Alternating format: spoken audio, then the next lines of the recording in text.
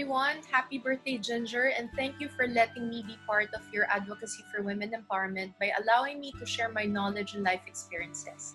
I'm Coach Charl.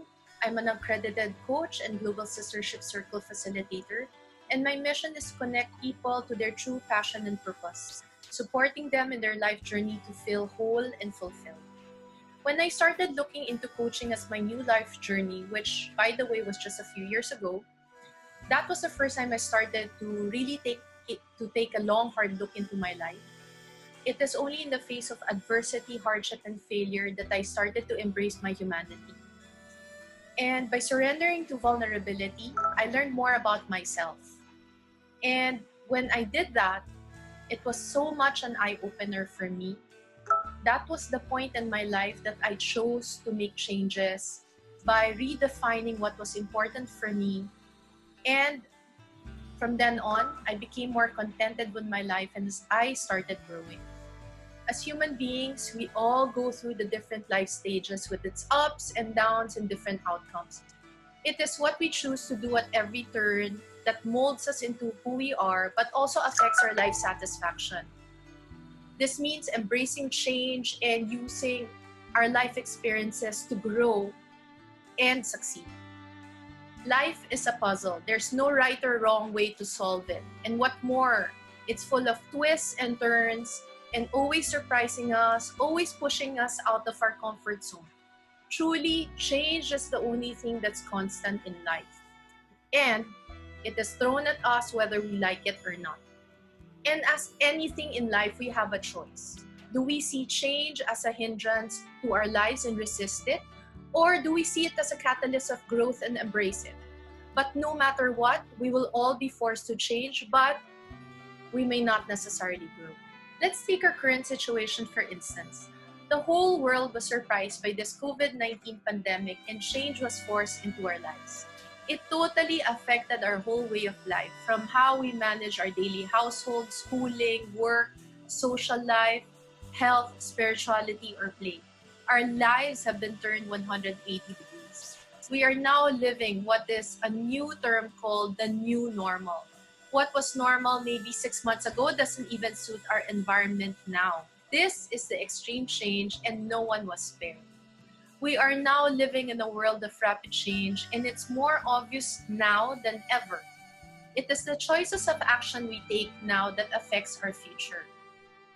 The reason why a lot of us, and still not all, embrace the new normal was because if we don't, we die. There was a bigger risk for not changing. But this is not how we respond to everyday changes that happen in our lives. When external change occurs, which is something out of our control, we still very much have a choice. Do we change or not? Our choice mostly depends on whether we are happy with our current situation or if there is a risk in not changing. When change occurs, we look at the level of stability and happiness in the 5 aspects of our lives, which is health, spirituality, play, career or finance, and relationship. And we actually put more value in some aspects than others, and it will be different from person to person. This is what you call security and safety and our comfort zone. So by stepping out of this comfort zone, we feel discomfort, challenge, pain, and this is where our fear stems from. But this is also where our instinct steps in: fight, flight, or freeze mode. So, how do you normally respond when change happens? During this pandemic situation, health is one of the main things people put most value to. Not only because of the fear of death, but also because of the financial implication. And this is where we saw the most change in people. We saw a lot of people change and thrive, where people who lost their jobs actually turned things around by changing and became so successful in their new venture, and while others really shrank back and lost their momentum. No matter how hard we try, we cannot force people to comprehend and accept change. No one can force anyone to change. Change is very much a personal choice and commitment and is not immediate. It also goes through different stages and cycles of awareness, denial, action, relapse, until a real viable change occurs and where growth happens. Change is very much the key ingredient of growth. However, change does not mean growth. Looking at our life now, we may change the way that we live by following the quarantine, keeping socially distant, reducing person-to-person contact, but it does not mean we agree and we like it. And for some, it's very obvious. They go through life dragging, kicking, crying, complaining, and making life harder than it is. However, for some, growth came in the form of a new way of life by creating their online home businesses, doing their barkada nights and their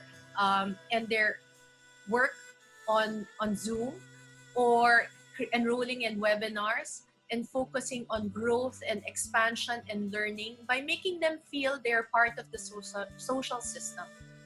Growth is about a mindset of gradually becoming better, and that challenges and failures are just a stepping stone to success and is self-motivated.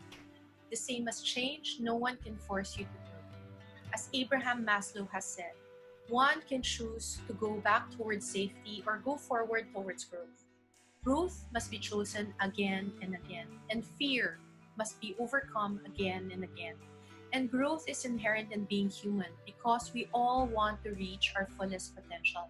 So choose to embrace change and growth and use our new experiences and learnings to form a stepping board to success, happiness, and self-fulfillment. And let me leave you with these words from Sir Richard Branson. Every success story is a tale of constant revision, adoption, and change. Thank you for watching. If you liked the video, please hit the like button and share. And follow me on Facebook and Instagram at The Blessed Coach. If you have something to say, please comment below. This is Coach Charl. Coach you soon. Love and light.